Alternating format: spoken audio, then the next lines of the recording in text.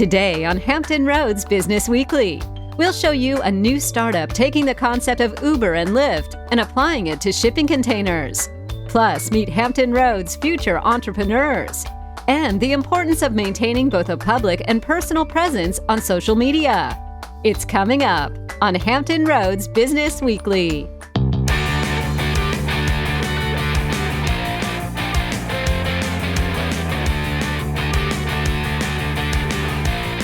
Hello and welcome. I'm Cheryl Tan. And I'm Zach Miller, and this is Hampton Roads Business Weekly, an in-depth look at our local business community. All this month, we've looked at innovation, ways companies are breaking new ground and generating bold new ideas. One way companies are looking to innovate is by breaking away from the traditional office culture. I talked with Dr. Gary Oster, a professor at Regent University School of Business and Leadership, about how allowing employees to set their own hours, even rethinking the traditional lunch break, can help a company generate new ideas.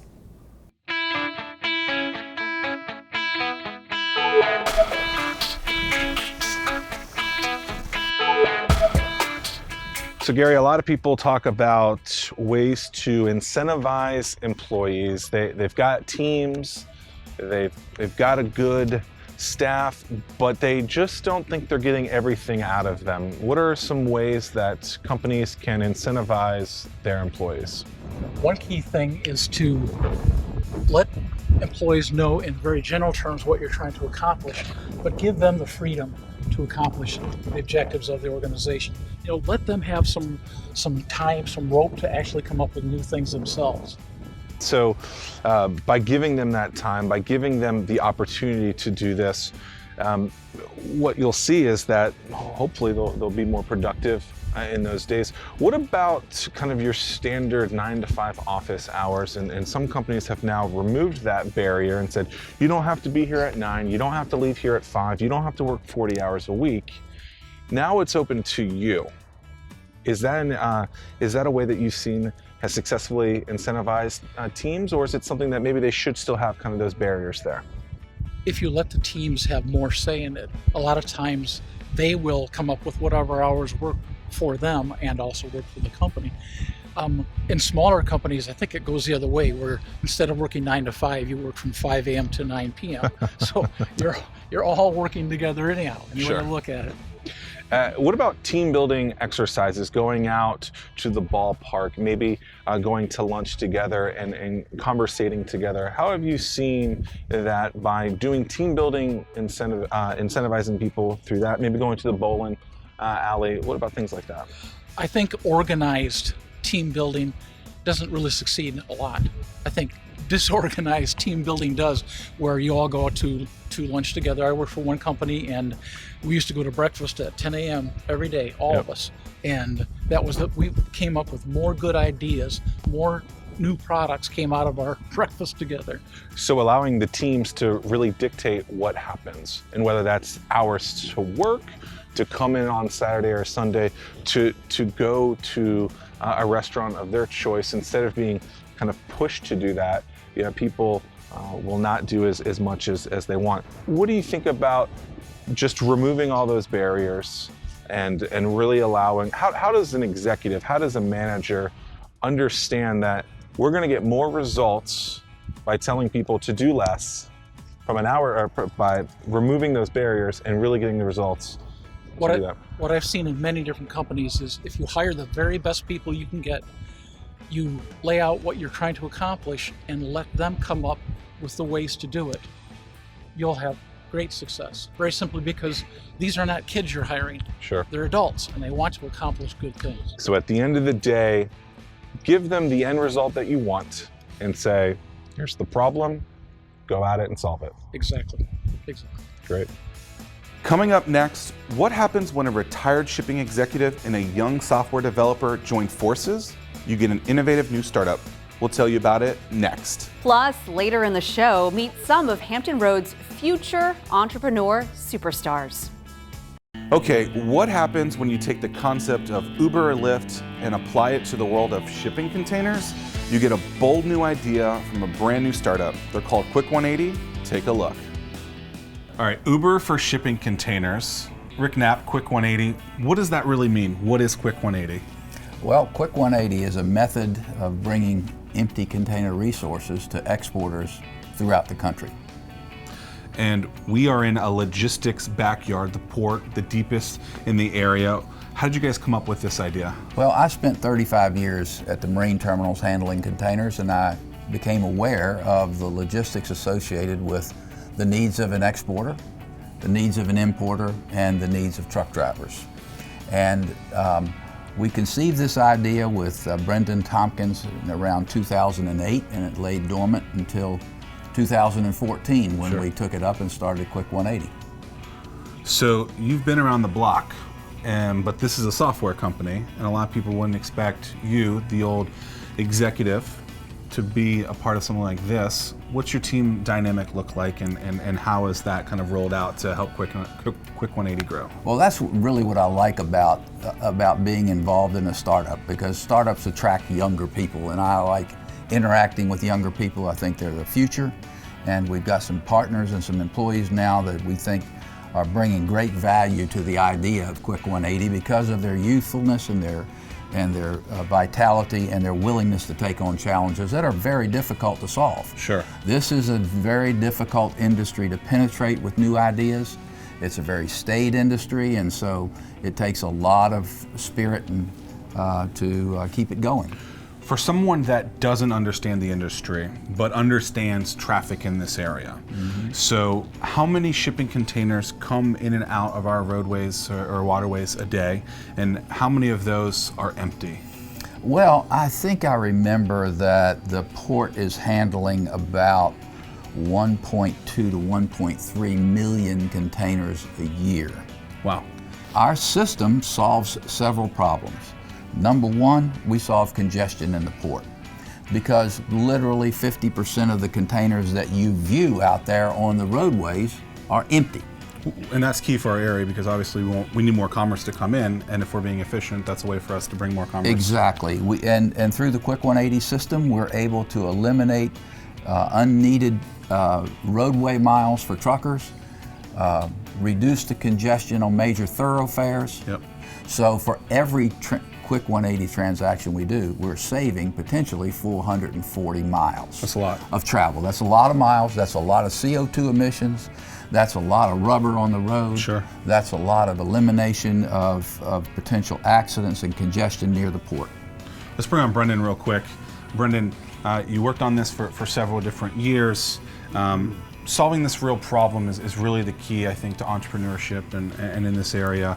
What is it like being a part of a software startup here in this region to be able to solve a true problem like this?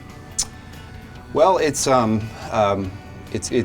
very fulfilling as a software developer to actually work on a real problem. A lot of software development works on problems that we're making games, we're making apps, we're doing things that are fun, but a lot of times frivolous. So, sure.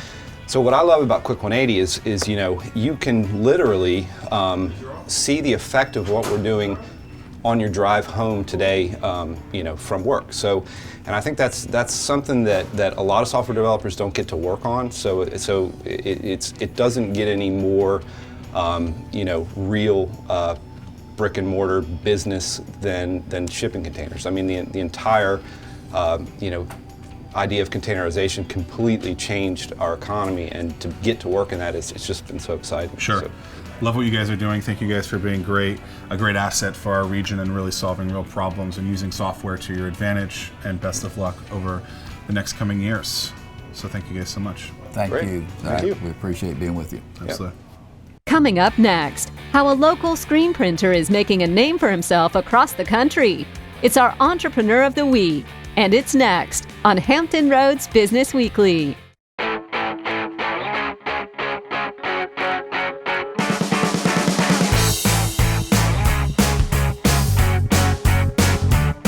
Welcome back to Hampton Roads Business Weekly. It's time for our Entrepreneur of the Week, where we shine a spotlight on local business owners to learn about their problems and pitfalls that they faced and the advice they have for other entrepreneurs. I headed over to Prince Ink Company. It's a local screen printing company in the Phoebus section of Hampton, and it's making a name for itself across the country. We talked about the importance of picking one thing to excel at instead of overextending yourself by offering a multitude of products and services. Our goal then was to be a one-stop shop, and it kind of spread us a bit too thin. We tried doing everything for everybody, and it didn't really work out. So we realized what we were best at, and that was screen printing. That was the only thing that we did in-house and could control the quality and everything. So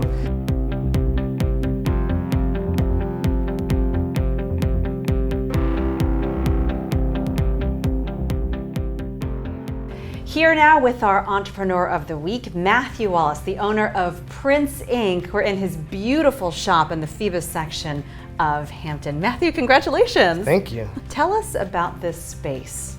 Pretty much we've built this space to have a rustic American feel, like early American. We've done everything on a budget.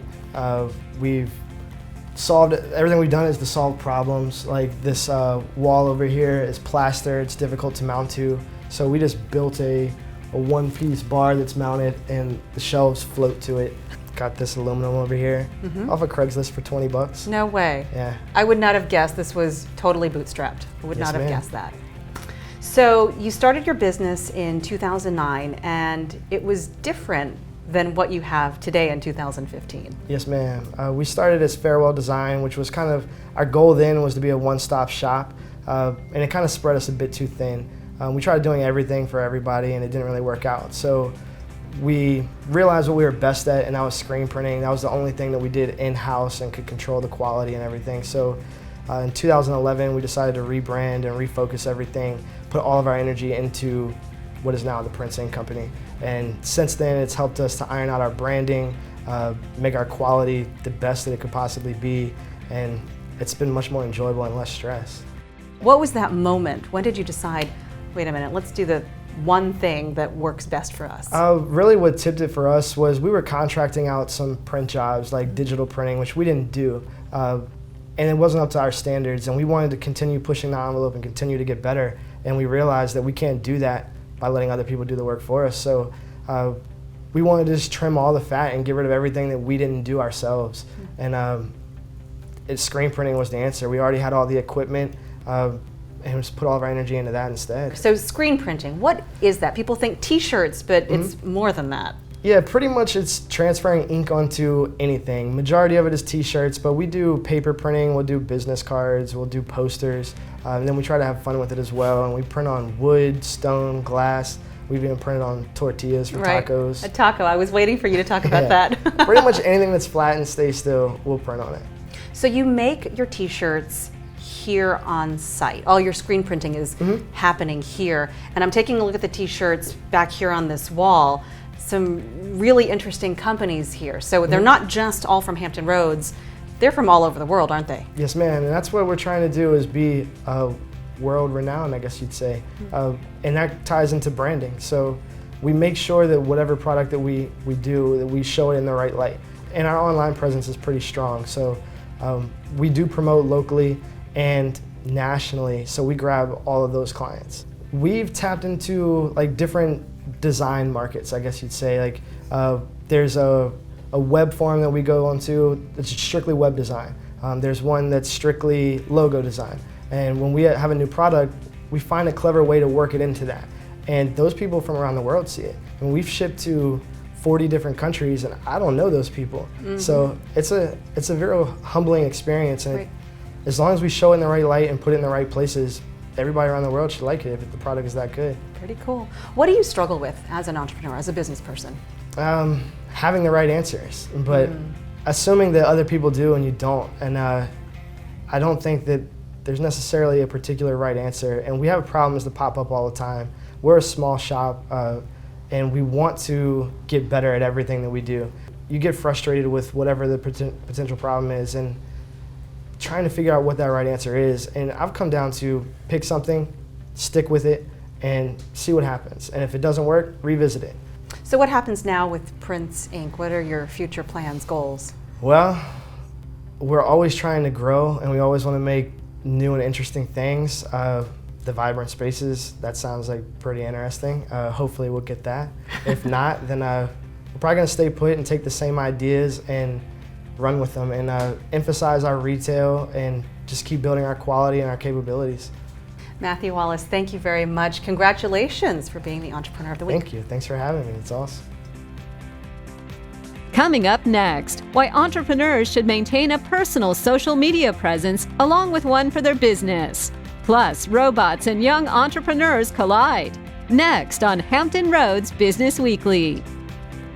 Welcome back to Hampton Roads Business Weekly. We wrap up Innovation Month by looking at some future innovation superstars. The Virginia Beach Convention Center was the site of the 2015 STEM, Robotics, and Maker Challenge.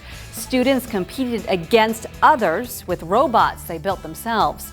If one local nonprofit has its way, this challenge is just the beginning for student entrepreneurs.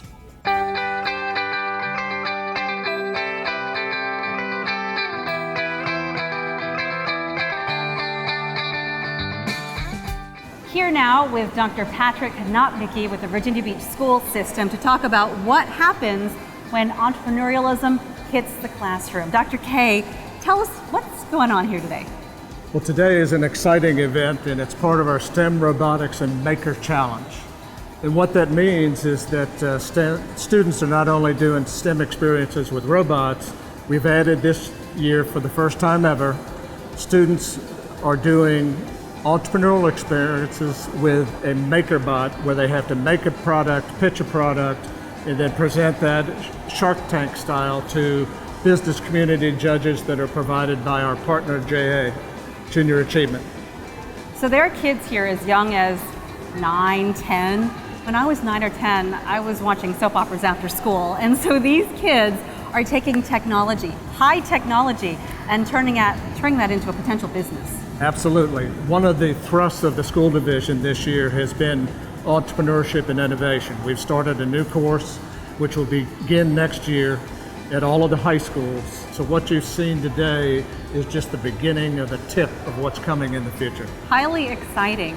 What do you see though as you, and I'm sure you've sort of tracked the progress throughout the year, this is just the culmination of it. What are you seeing in these kids? Well, we're seeing things that we've never seen before in kids, and ideas and products, and just the way that they're thinking about need, the way they're canvassing their customers in the high school or in a middle school or even elementary school. Do you think that we need this? Would you like to have this product? And then they're turning around making it in a 3D printer and then coming up with a business plan to help sell that. And that could eventually turn into a Kickstarter campaign or other crowdsourced funding. Do you anticipate that some businesses could be born here? Absolutely. Real businesses, money-making Absolutely. businesses? When we started the original challenge in February, we had a student from an elementary school. As I introduced myself to him, and I said, "Hi, I'm Dr. K from Virginia Beach Schools, and glad to see that you're starting a business today." And he said, "I've already got 2 businesses."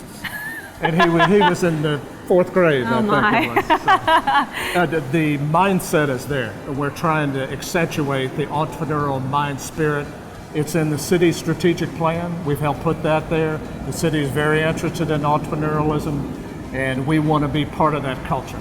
Why do you need entrepreneurs though? Already established entrepreneurs, why do you need them here in this part of the It's job growth.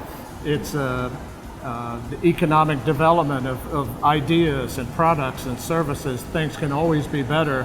Why not tap the young minds that we have now and grow that spirit earlier and cultivate that and have Virginia Beach known as an entrepreneurial mecca where other people will come to learn how we do things.